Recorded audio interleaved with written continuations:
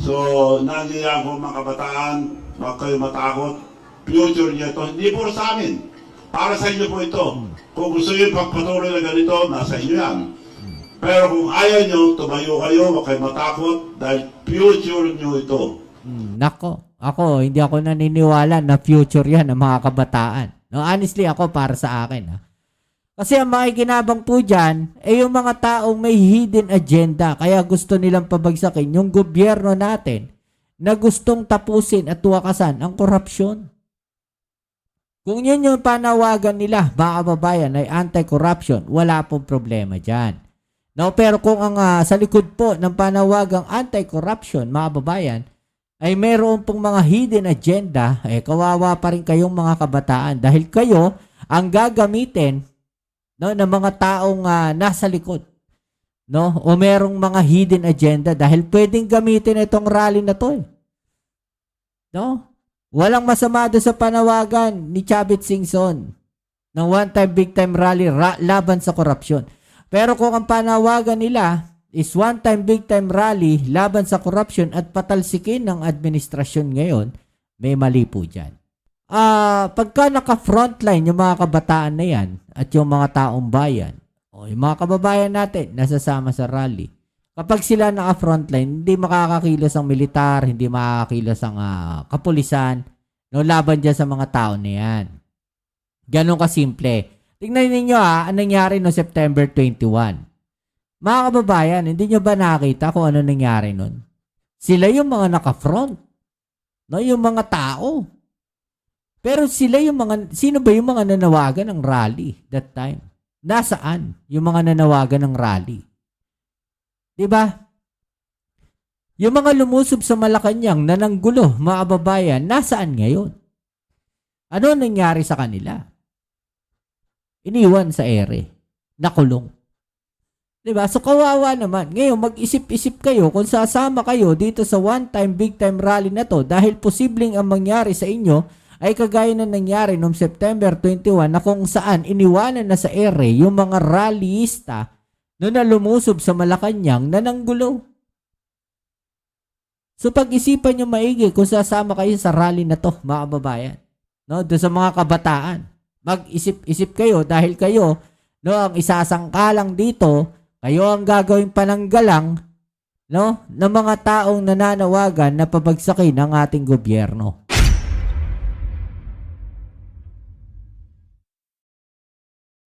Ayo, what's up? Welcome back to sa ating channel. It's Balls TV.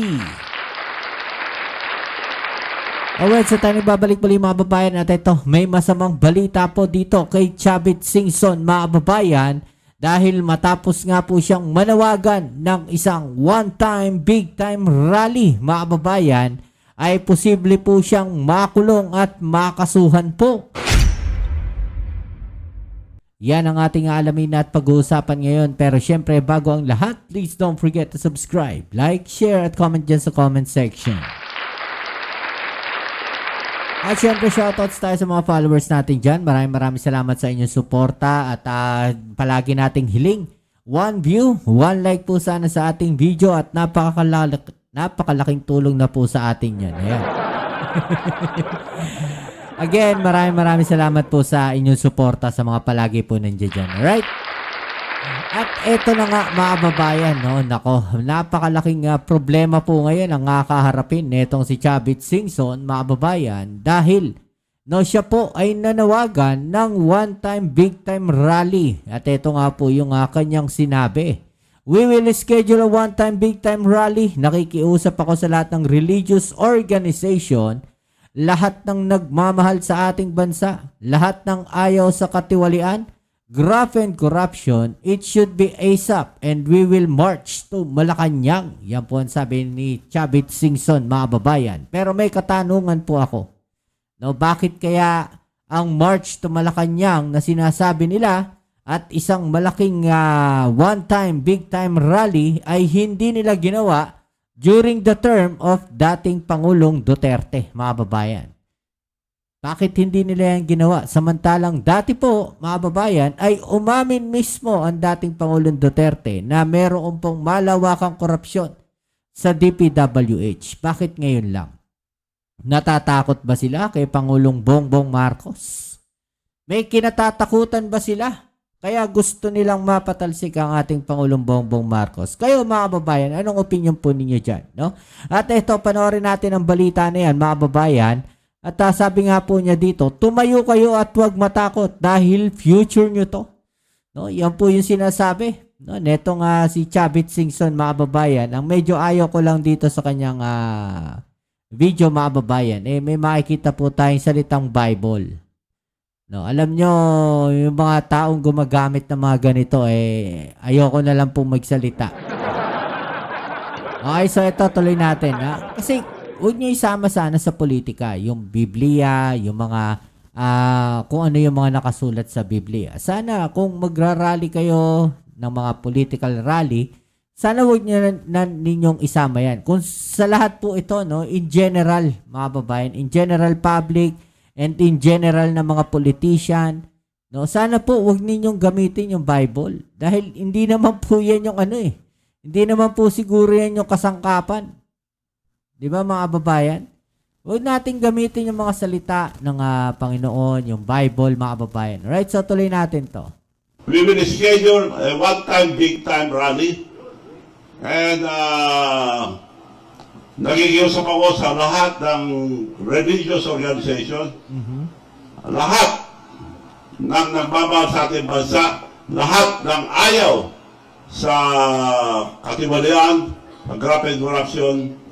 So lahat, inanyayaan ko kayo, pero magtatanong ako kung kailan yun, but it should be ASAP. And we will march to Malacanang. Yung Talagang no, minamadali nila yung pagpapababa sa ating Pangulong Bongbong Marcos. Alam nyo, mangyayari po yan siguro bago itong deadline ng impeachment dito kay VP Sara Duterte. Malamang sa malamang, no, pupuwersahin po nilang mangyari yan mga babayan bago po mangyari ang impeachment ni VP Sara Duterte. Rally, one-time, big-time rally na sabi nyo, kinakasan ninyo, kakausapin nyo yung mga religious sector at lahat ng galit sa korupsyon. Sa tingin nyo ba, Gov, ay mas makabubuting ito'y taon sa February? Sa buwan ng February kasi yung 40 years na sinasabi ninyo ay nangyari din ho nung February 1986. Alam nyo mga babayan, sa totoo lang, no, maputol ko lang. No, medyo nakakatawa na lang kasi actually si Chavit Singson mga babayan nung nagpunta sa rally nung nakaraan binunga siya. 'Di ba? Kulang na lang palayasin siya ron. Kulang na lang itulak siya palayo no doon sa rally dahil talagang hindi po siya winelcome ng mga tao no na nagrarally laban sa korupsyon. 'Di ba? At ngayon siya po ay nananawagan ng isang one-time, big-time rally, mga babayan. Sa tingin ba ninyo, ito ay papatusin ng mga taong nag-rally noong nakaraan laban sa korupsyon? No? Yung mga tao na yun, pinagtabuyan po siya. Diba? So ngayon, sasamantalahin naman nila yung anniversary ng EDSA Revolution o yung People Power, mga babayan. Tignan nga natin kung obra kasi taon-taon nilalangaw po yan Tuloy natin. Nasa grupo yan dahil I will not decide for the date. Ang magde-decide yung religious organization and the So parang opposition, lahat na nagmamahal sa ating bansa. Tatawagin ko lahat at tawagan nyo rin ako, mag-iusap ako na sila mag-decide ng date. I would prepare yung kabataan ang magsabi ng date para kasi dapat kasama. Kabataan pa yung magsasabi ng date So ito mga babayan, play safe no. Honestly doon sa mga binibitaw ni Chavit Singson dito, mga babayan no. Tayo nagbibigay lang ng ating reaction at opinion no. Ang parang sinasabi niya rito, magse-set siya magse-set no ng isang malawakang one-time big-time rally. Pero yung date mga kababayan, sila na raw yung mag-set. Na-gets ninyo mga kababayan. Kasi ganito yan, no? Siya yung magsasabi, magkaroon tayo ng rally. 'Di ba? Tapos sila yung magse-set kung kailan. Ngayon, pag naging failure yan mga kababayan, kasalanan ng mga nag-set ng date. Kasi failure eh. 'Di ba? Pero kung siya ang nag-set ng sisisihin doon yung mga nag-set ng date no ng rally. Kung siya yung nag-set ng date ng rally, mga babayan, at naging failure, magiging katatawanan siya. 'Di ba? Pero kung yung mga ibang tao ang nag-set, no, pwede niya sabihin, no, safe siya ron. Pwede niya sabihin na kayo nag-set niyan eh. 'Di ba? So safety siya ron, mga babayan. 'Di ba? Pero kung titignan natin sa malaliman na perspective, siya yung nanawagan ng rally pa rin dito. 'Di ba, mga babayan? So play safe yung mga binibitawang salita nito nga si Sir Chavit Singson. Mga kabataan dito dahil ninakaw na ang future ng kabataan. And I remember very well yung sinabi ng national hero natin. Sa dami ng sinulat, isa lang ang ano ko sa utak ko. Ang kabataan ang kinabukasan ng ating bansa. Yun ang sabi nung sa Rizal. So, yung kabataan ngayon, ang pagdidesisyonin niya, mga kababayan, kung kailan magrarally. Diba? So, yung mga kabataan ang inuudyokan niya. Bakit kaya, mga kababayan, yung mga kabataan ang inuudyokan niya dito na magrally? Well, ako honestly, para sa akin, no? Pagka naka-frontline yung mga kabataan na yan at yung mga taong bayan, o yung mga kababayan natin nasasama sa rally, kapag sila naka-frontline, hindi makakakilos ang militar, hindi makakakilos ang kapulisan, no, laban dyan sa mga tao na yan. Ganon kasimple. Tingnan ninyo ang nangyari no September 21. Mga kababayan, hindi nyo ba nakita kung ano nangyari nun? Sila yung mga naka-front. No, yung mga tao. Pero sila yung mga, sino ba yung mga nanawagan ng rally that time? Nasaan yung mga nanawagan ng rally? Diba? Yung mga lumusob sa Malacanang na nanggulo, mga kababayan, nasaan ngayon? Ano nangyari sa kanila? Iniwan sa ere. Nakulong. Diba? So, kawawa naman. Ngayon, mag-isip-isip kayo kung sasama kayo dito sa one-time, big-time rally na to dahil posibleng ang mangyari sa inyo ay kagaya na nangyari noong September 21 na kung saan iniwanan na sa ere yung mga rallyista na lumusob sa Malacanang na nanggulo. So, pag-isipan nyo maigi kung sasama kayo sa rally na to, mga kababayan. No? Doon sa mga kabataan. Mag-isip-isip kayo dahil kayo, no, ang isasangkalang dito, kayo ang gagawing pananggalang, no, ng mga taong nananawagan na pabagsakin ang ating gobyerno.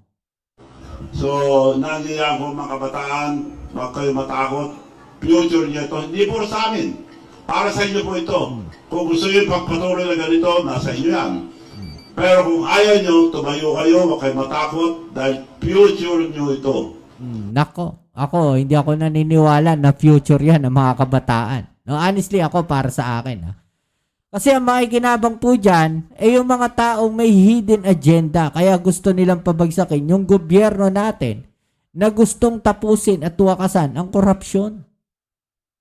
Kung yun yung panawagan nila, mga kababayan, ay anti-corruption, wala pong problema dyan. No, pero kung ang sa likod po ng panawagang anti-corruption, mga kababayan, ay mayroon pong mga hidden agenda, kawawa pa rin kayong mga kabataan dahil kayo ang gagamitin, no, ng mga taong nasa likod, no, o merong mga hidden agenda dahil pwedeng gamitin itong rally na to. No? Walang masama doon sa panawagan ni Chavit Singson ng one-time, big-time rally laban sa korupsyon. Pero kung ang panawagan nila is one-time, big-time rally laban sa korupsyon at patalsikin ng administrasyon ngayon, may mali po dyan. Pero kung sakaling makausap po ninyo lahat ng mga religious sector at ang sabihin po nila sa inyo ay ikaw na bang magdesisyon? Prefer po ba ninyo yung date na February din? Maganda rin, para malamig pa yung February. Maganda yung February. At may sasabay din doon sa 40 years na... Yes, pasok pa rin sa 40 1986 years. na sinasabi Pasok niyo. pa rin sa 40 years. Okay, so para lang klaro, kung kayo ho ang tatanungin, gusto ho ninyo gawin ito ng February 25, 2026 o ano po? No, 26. Dito, hindi na... February, anong date po? Kung kayo po yung pagdidesisyonin. Ako, gusto ko ASAP ngayon na eh. Pero depende kung anong gusto ng mga grupo. Kung February, February. Okay, thank you, Gov. Okay, so yun ha, February daw mga babayan, abangan natin yun. Magiging successful ba yan? At dahil po dyan, mga babayan, ay nag-react po ang Malacanang. No, itong ayon po dito kay Yusek Claire Castro, mga babayan. No, sa aking palagay as a lawyer, yan, yes, dahil ang pangiengganyo sa tao para pabagsakin ng Pangulo, patalsikin ng Pangulo, inciting to sedition, mga babayan. Yan po ay ayon dito kay Yusek Claire Castro ha. Ayon kay Castro, abala ang Pangulo at hindi solusyon ng debate para labanan ng korupsyon. Ang sagot po sa issue ng anomalyang flood control projects ay aksyon, hindi debate, which is true. Diba? Totoo yan.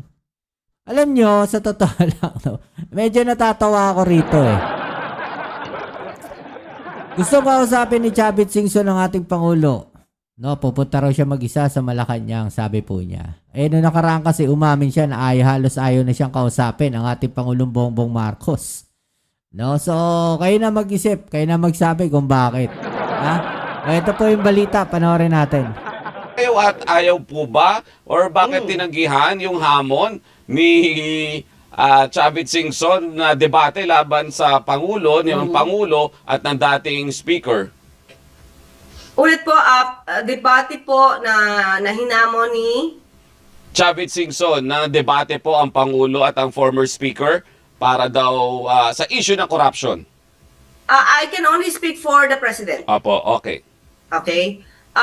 Unang-una po, napaka-busy po ng Pangulo. Mhm. Sabi nga po natin, itong pag-aaral pa lang ng budget, wala po talaga naging bakasyon ng Pangulo. So, iisipan po niya pang makipag-debate. When in fact, ang pagdidebate po ay hindi po sagot para maibsan ang korupsyon. Ang issue tungkol sa mga anomalyang flood control projects. Ang sagot po dito ay aksyon. Aksyon, hindi bakasyon. So, yun po ang ginagawa ng Pangulo. Uma-action po siya. Sinimulan niya po, nung after the SONA, sinabi niya mahiya naman kayo. So, from that time, nagsimula na po siya magpa-imbestiga. Hindi po nakukuha ang pagsawata sa korupsyon ng pagdebate. Ang sabi nga po natin, kung tungkol lang sa korupsyon ang pinag-uusapan at gustong i-debate, sana noon pa po nakipag-debate nung panahon ni dating Pangulong Duterte na umamin siya corrupt at umamin din na matalamak ang ghost projects nung panahon niya. Sana noon mas naging maingay sila. Yusek Claire, meron pang isa. Dahil si Chavit Singson ay nag-imbita rin. Naging ganyan sa mga mamamayan na pumunta doon sa isang malakihang rally daw niya. At dahil doon ay ipapanawagan na sigurado na raw. Oo, sabi niya. Sigurado. Na mababa na si Pangulong Marcos at dapat nang bumaba. Yan po ba ay bordering to inciting to sedition? Yes po. For me, my take, yes. Po? Sa akin palagay as a lawyer, yes po. Dahil ang pag-iingay niya sa tao para pabaksakin ang Pangulo, patalsikin ang Pangulo, inciting to sedition po yan. Ano po gagawin ng gobyerno tungkol dyan? Kasi Yun yung sinasabi ko mga babayan, no? Okay lang yung rally, walang problema dyan, pinayagan niya. Ang daming rally, anti-corruption na nangyari na ito nakaraan di ba? Na nakaraan taon, ang dami. Di ba? Ang daming anti-corruption na nangyari, mga babayan. Pero, kung yung anti-corruption rally na yan, mga babayan, no, ay may intensyon o nananawagan na napatalsikin, pabagsakin, paalisin ang ating Pangulo sa pwesto, mga babayan, hindi na po yan yung totoong adhikain nung one-time, big-time rally na yan, mga babayan. Kaya yung mga kabataan na sinasabi nga kayo, no, ang pag-asa ng bayan, kayo talaga ang pag-asa ng bayan. No, kaya mag-isip-isip kayo kung magpapagamit kayo sa mga politiko no, na nananawagang patalsikin ng ating Pangulo. No, mag-isip-isip kayo. No, dahil alam niyo naman kung sino papalit po diyan. 'Di ba? Alam niyo kung ano yung posibleng mangyari. Kaya alam ko matatalino na mga kabataan ngayon no? Hindi na mauuto basta-basta ng ganito. Dahil especially nakita nila yung nangyari noong nakaraan. 'Di ba? Sa tingin ba ninyo sasama uli sila diyan? No, kung alam nila na ganun pala mangyayari sa amin, iniwanan kami sa ere. Wag na. Oh, ganun katalino mga kabataan ngayon. 'Di ba? Oh, tuloy natin. Nag-press con po siya eh. Sa press con po niya yan sinabi. Okay, may iniinggan niya siya. Ang tanong lang natin, may nainggan niya ba siya? Okay. Pero Okay. ipapatanong ko po ito. Hindi po ako magdi-decision dito. Maaaring mag-decision po dito ang DOJ dahil meron naman po silang authority to investigate motu proprio. At tingnan po natin. Hindi po ako makakapagsalita in behalf of the DOJ. Alright, okay. Okay na tayo. Okay, so yung mga kababayan, no? So, posibleng makakasuhan ng inciting to sedition. Etong si Chavit Singson. Ayon po dito kay Yussi Claire. Pero, pag-aaralan pa rin po yan. No, ng DOJ, kung kakasuhan nga siya. Pero, mabalik tayo doon sa usapin na yung mga kabataan. No, mag-isip-isip kayo kung sasama kayo dyan. Kung sinasabi ko lang, no, kung yan ay anti-corruption, kasama nyo kami dyan. No, anti-corruption. Walang problema dyan sa panawagan na yan. Pero kung para patalsikin ng administrasyon ngayon, patalsikin ng Pangulo, hindi na po anti-corruption yung usapin na yan, mga kababayan. No? May hidden agenda na po kapag ganyan na ang gusto nilang gawin. Diba? At saka ba't magrarally kayo from a certain place tas magmamarcha kayo papuntang Malacanang? So, yung palang mapapaisip na kayo. Is there an hidden agenda? Is there a hidden intention? Mga babayan? Diba? Kasi pag nasa Malacanang na, madali na yung magkagulo eh. Diba? Pwede nang pumasok o mapasukan kayo ng mga, alam nyo na, no, ng mga masasamang elemento habang kayo nagrarally. Kahit sabihin ninyong hindi nyo kasama yan sa grupo nyo. Kung meron 10 grupo dyan at napasukan kayo ng isang grupo, no? Hindi nyo na alam kung sino sa mga grupo na kasama nyo yung totoong ng gulo na yun. Paano na? What more yung mga ano tawag dito? Yung mga relihiyon, mga religion. 'Di ba? Religious group. 'Di ba? Ano sa palagay ninyo? Actually, ang pinapanawagan dito siguro nila is yung iglesia uli dahil alam nilang napakalakas, napakarami ng iglesia. No, na imposibleng mapigilan ng kapulisan natin na magbabantay kung ganun karami yung magmamarch pa Malacanang. Mga babayan, malabo talaga mapigilan yan. Pero hindi rin naman gagawin siguro ng iglesia yan. No, nasasama sila. No nakaraan nga 'di ba? Imbis na ilang araw yung rally, pinutol nila kaagad eh. 'Di ba? Nakita nila ginagamit na sila eh. 'Di ba? O ano sa palagay po ninyo? No, i-comment sa ibaba yung mga opinion na natin yung pag-usapan. Alright? So hanggang dito na lang muna ang ating video ngayon at sana isuportahan nyo po palagi yung ating mga video uploads. Maraming salamat po sa inyo at ito po muli ang inyong Kuya Mobs, it's Mobs TV. Peace. I'm out.